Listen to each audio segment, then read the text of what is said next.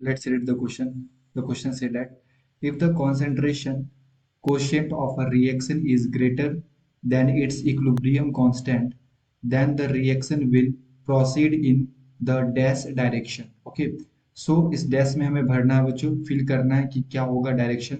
और इस क्वेश्चन में पूछा जा रहा है हमसे कि अगर कोई रिएक्शन, उसका रिएक्शन कोसेंट अगर ग्रेटर देन है उसके इक्विलिब्रियम कांस्टेंट से, तो रिएक्शन का जो डायरेक्शन होगा वो किधर प्रोसीड करेगा। Okay, so first of all मैं बात करता हूँ बच्चों यहाँ पे की कॉन्सेप्ट की। की कॉन्सेप्ट, तो बेसिकली ये क्वेश्चन आया बच्चों केमिकल इक्विलिब्रियम से। Chemical equilibrium. ओके, एंड मैं यहाँ पे एक रिएक्शन कंसीडर करता हूँ। मेरे पास एक रिएक्शन है N1A plus N2B gives N3C plus N4D।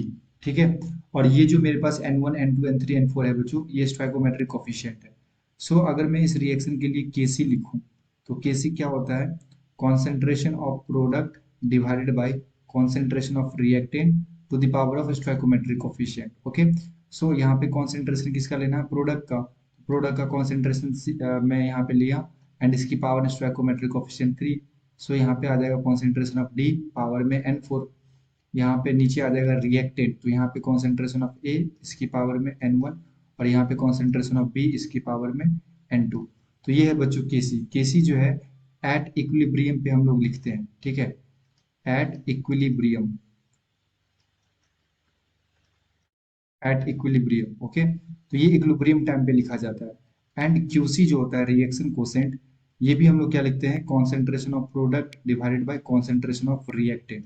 ठीक है, तो इसका जो वैल्यू आएगा ये भी आएगा कॉन्सेंट्रेशन ऑफ सी की पावर में N3 into concentration of D की पावर में N4 divided by concentration of A की पावर में N1 इंटू में कॉन्सेंट्रेशन ऑफ बी की पावर में N2। और ये जो हम लोग क्यूसी लिखते हैं बच्चों, ये लिखते हैं eight other time. Eight other time. Okay, तो इक्विलिब्रियम टाइम को छोड़ के जो लिखा जाता है हम लोग ये जो लिखते हैं, है ना, concentration of product bye concentration of divided, इसे क्या बोलते हैं बच्चों? क्यूसी। तो अगर जो हमारा क्यूसी है, ठीक है, if QC is greater than KC, अगर क्यूसी जो होगा वो केसी से ज्यादा होगा, इसका मतलब ये होता है बच्चों कि रिएक्शन जो है वो इक्विलिब्रियम को अचीव करने के लिए वो बैकवर्ड डायरेक्शन में शिफ्ट होता है। ठीक है, बैकवर्ड डायरेक्शन में शिफ्ट होता है। ओके, अगर हमारा क्यूसी जो है वो लेस देन हो जाएगा केसी से। अगर क्यूसी लेस देन केसी से हो जाएगा बच्चों, तो ये फॉरवर्ड डायरेक्शन में शिफ्ट होता है। Forward direction.